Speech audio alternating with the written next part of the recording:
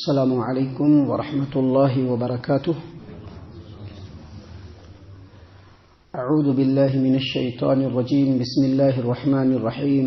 فإن كذبوك فقل ربكم ذو رحمة واسعة ولا يرد بأسه عن القوم المجرمین.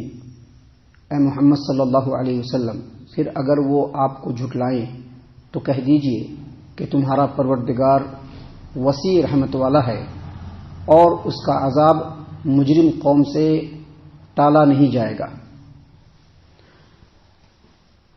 محترم سامعین کرام، سورۃ الانعام سورہ نمبر 6 اور اسی سورت سے آیت نمبر 147 آپ کے سامنے تلاوت کی گئی. آیت کریمہ کا ترجمہ بھی بفضلہ تعالی آپ کی خدمت میں پیش کیا گیا. سامعین کرام، یہ بات معلوم ہے کہ یہ قرآن کریم اللہ تبارک و تعالیٰ کا کلام ہے، لیکن اللہ تبارک و تعالیٰ نے اس قرآن کریم کو جبرائیل امین علیہ الصلوۃ والسلام کے ذریعے سے محمد عربی صلی اللہ علیہ وسلم کے دل پہ نازل فرمایا، اور آپ صلی اللہ علیہ وسلم نے اپنی زبان مبارک سے لوگوں کو اس کلام کو سنایا.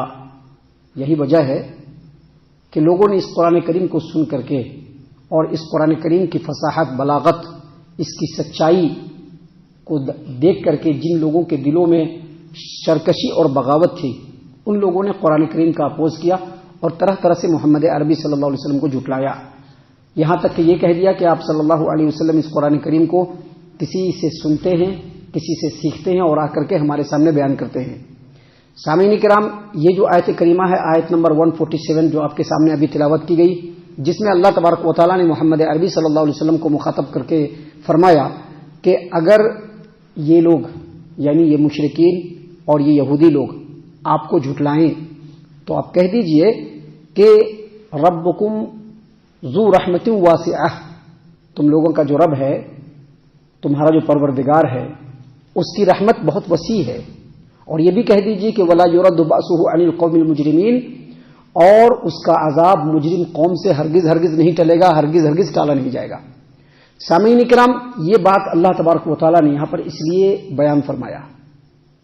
آپ کو یاد ہوگا، اپنے ذہن کو ذرا پیچھے لے جائیے، پچھلے کئی آیتوں کو جو لگاتار ہم آپ کے سامنے پیش کر رہے ہیں. اس آیت کریمہ سے پہلے کئی آیتیں جو ہم نے آپ کے سامنے لگاتار پیش کیا، جس کا ترجمہ اور جس کی تفسیر آپ کے سامنے بیان کی، تقریباً یہ 147 نمبر کی آیت کریمہ ہے.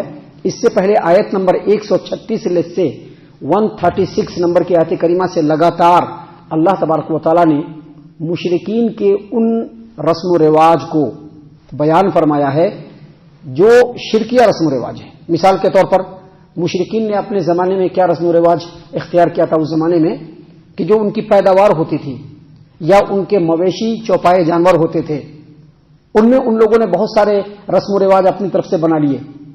پیداوار میں کہا کہ یہ اللہ تبارک و تعالیٰ کا حصہ ہے اور یہ ہمارے معبودوں کا حصہ ہے، اور اس میں بھی اپنی طرف سے ان لوگوں نے بہت کچھ ہیر پھیر کیا.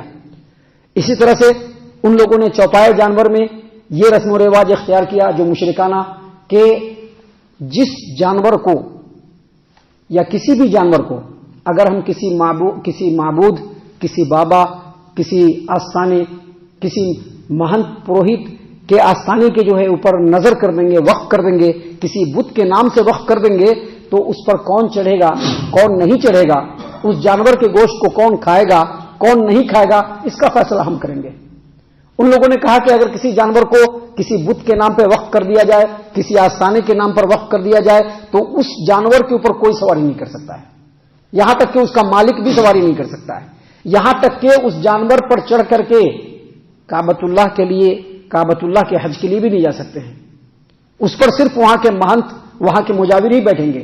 ان لوگوں نے یہ بھی طے کیا کہ اگر کسی جانور کو غیر اللہ کے نام پر، ہمارے معبودوں کے نام پر، بتوں کے نام پر وقف کر دیا جائے تو اس جانور کو ذبح کرتے وقت اللہ کا نام نہیں لیا جائے گا، اس پر سوار ہوتے وقت اللہ کا نام نہیں لیا جائے گا، اس کے دودھ کو دوہتے وقت بسم اللہ نہیں پڑھا جائے گا، اس کے گوشت کو کھاتے وقت بسم اللہ نہیں پڑھا جائے گا. یعنی ان لوگوں نے یہ کڑا ریسٹرکشن لگا دیا. اسی طرح سے اگر کسی جانور کو جو کہ فیمیل ہے، مادہ ہے، اگر کسی جانور کو کسی بت کے نام پر وقف کر دیا جائے اور اس جانور کو ذبح کیا جائے اور اس میں سے بچہ پیدا ہو، اور اگر وہ بچہ زندہ ہوگا تو صرف مرد لوگ کھائیں گے، عورت نہیں کھا سکتی ہے. لیکن اگر وہی بچہ یعنی اس کو ذبح کیا گیا اور بچہ پیدا ہوا اور پیدا ہوتے ہی مر گیا یا مرا ہوا پیدا ہوا تو مرد و عورت سبھی کھا سکتے ہیں. یہ سارے رسم و رواج جو ان لوگوں نے بنا کر کے رکھے تھے، اس کے بعد سے اللہ تبارک و تعالیٰ نے کنٹینیو یک کے بعد دیگرے تمام باتوں کی تردید فرمائی. اللہ نے فرمایا کہ چوپائے جانور بھی اللہ پیدا کرنے والا ہے، چوپائے جانوروں کو بھی اللہ ہی پیدا کرنے والا ہے. اللہ نے یہ بتلایا کہ جو غلے ہیں، یہ جو کھیتیاں ہیں، یہ جو پیڑوں کے اوپر پھل ہے، یہ سب پیدا کرنے والا کون ہے؟ اللہ تبارک و تعالیٰ. تو رسم و رواج پیدا کرنے والے تم کون ہوتے ہو؟ جب چوپائے جانور کو اللہ تبارک و تعالیٰ نے حلال قرار دیا ہے تو حرام قرار دینے والے تم کون ہوتے ہو؟ یہ ساری کی ساری چیزیں مشرکانہ رسم و رواج ہے. پچھلی آیتوں میں اللہ تبارک و تعالیٰ نے ان تمام باتوں کو واضح کیا.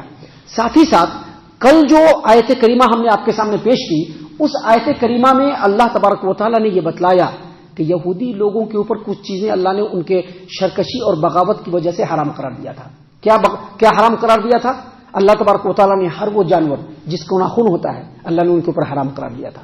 گائے اور بکری کی جو چربی ہوتی ہے اللہ تبارک و تعالیٰ نے ان کے اوپر حرام قرار دیا تھا. کیوں حرام قرار دیا تھا؟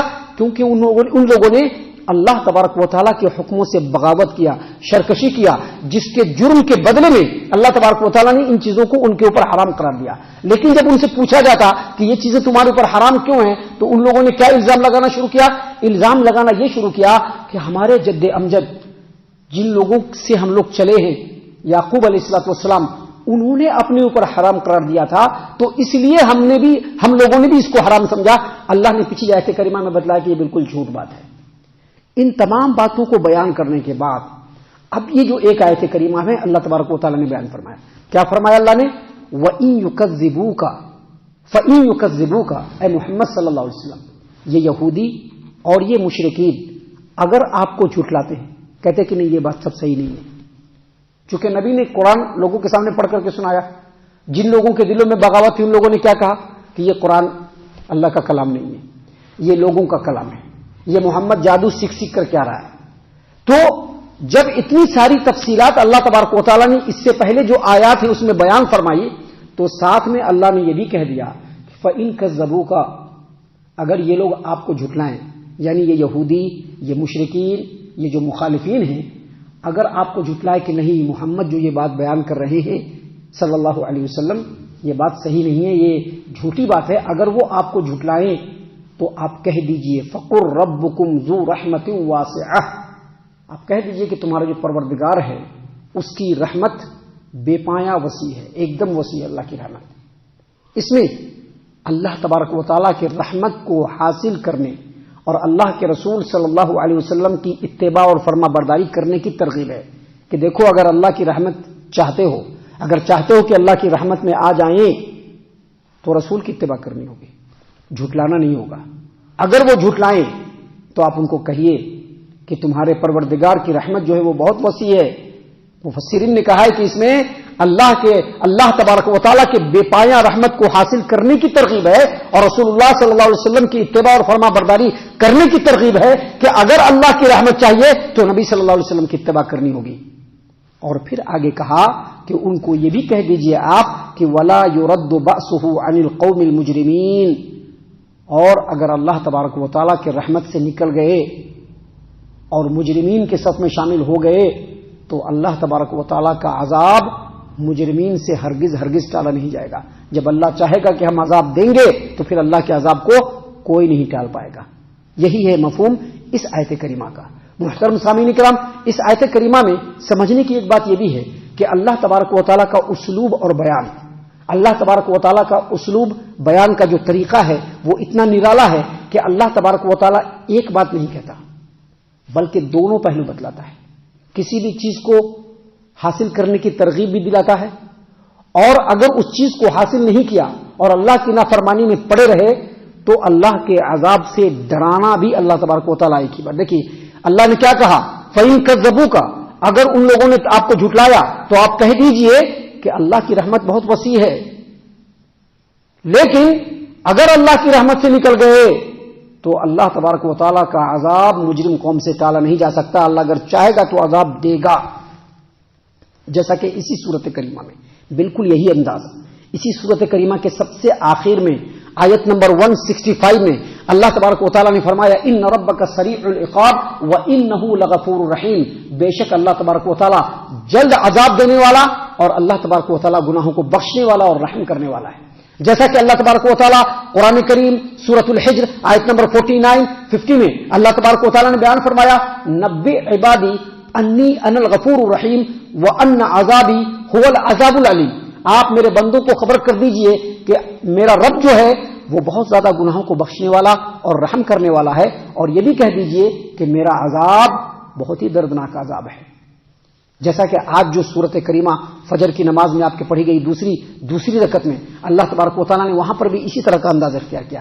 اللہ نے کیا کہا ان بطش ربک لشدید، تیرے رب کی پکڑ جو ہے بڑا سخت ہے. انہ هو یبدئ ویعید، وہی پہلے پیدا کیا ہے اور وہی پھر لوٹائے گا. اور پھر آگے کہا وہو الغفور الودود، وہ گناہوں کو بخشنے والا بھی ہے اور محبت کرنے والا بھی. تو دیکھیے ترغیب بھی دلایا کہ اللہ کی رحمت میں آ جاؤ، اور ڈرایا بھی کہ اگر اللہ سے نہیں ڈرے تو اللہ کی پکڑ بہت سخت ہے. بالکل یہی بات اور یہی انداز اللہ تبارک و تعالیٰ نے اس آیت کریمہ میں بھی ہم لوگوں کے لیے بیان فرمائی ہے. یقیناً ان باتوں میں ہم لوگوں کے لیے بڑی نصیحت ہے، دل سے غور و فکر کرنے کی ضرورت ہے. اللہ تعالیٰ سے ہم دعا کرتے ہیں کہ اللہ تعالیٰ ہم تمام کو ان تمام باتوں کے اوپر خوب غور و فکر اور تدبر کرنے کے ساتھ ساتھ ان باتوں کے اوپر عمل کرنے کی بھی توفیق عنایت فرمائے، آمین. اللہ تعالیٰ ہم تمام کو صحیح معنوں میں پکا سچا مومن مسلمان بنائے، اللہ اور اس کے رسول صلی اللہ علیہ وسلم کی اطاعت و فرما برداری کرنے والا بنائے، صحابہ کرام رضی اللہ عنہم کے طریقے پر چلنے والا بنائے، جنت الفردوس میں جگہ عطا فرمائے. اے اللہ ہم تمام کو جہنم سے پناہ دے، اے رب العالمین ہم تمام کو جہنم سے پناہ دے، اے مالک الملک ہم تمام کو جہنم سے پناہ دے، آمین یا رب العالمین. وما علینا الا البلاغ المبین. الذي نزل الفرقان على عبده ليكون للعالمين نذيرا